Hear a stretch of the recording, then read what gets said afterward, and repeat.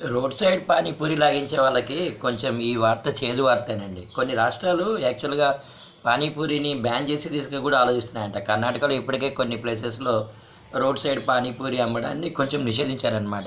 ఎందుకంటే దాంట్లో వాడేటటువంటి నూనె గానీ, ఈ తర్వాత మైదా గానీ, లేకపోతే నీట్‌నెస్ లేకపోవడం గానీ, దాంట్లో యూజ్ చేసే కొన్ని కెమికల్స్ వల్ల గానీ కొంచెం మనకి ఆరోగ్యానికి హానికరం అని చెప్పి కొంచెం ఏంటండి బానే కొన్నైతే క్యాన్సర్ కారకాలు కూడా ఉంటాయని చెప్పి ఈరోజు పేపర్‌లో కూడా వచ్చిందనమాట. నిన్న టీవీలో కూడా చూపించడం ఇవన్నీ కూడా మనకి కొంచెం నిరాశపరుస్తున్నాయండి. కాకపోతే మాత్రం ఈ పానీపూరి ఇష్టపడిన వాళ్ళు ఎవరుంటారండి? కొంచెం అలా మంచిగా బఠానీ ఏసి, కొంచెం ఆనియన్ ఏసి, నోట్లో ఏసి రప్ప రప్ప ఒక్కటి తినేలోపు ఇంకోటి పడిపోతుంటుంది కదండీ! అసలు రప్ప రప్ప ఏస్తుంటారు.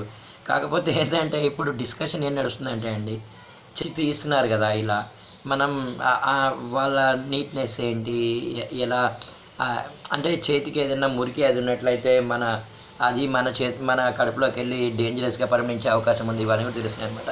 కాబట్టి ఇక మీదట గానీ పానీపూరి మనం తినాలంటే కొంచెం నీట్‌నెస్ కూడా చాలా చాలా ఇంపార్టెన్స్ ఇయ్యాలండి. రోడ్ సైడే మ్యాక్సిమం బళ్ళనే ఉంటాయన్నమాట.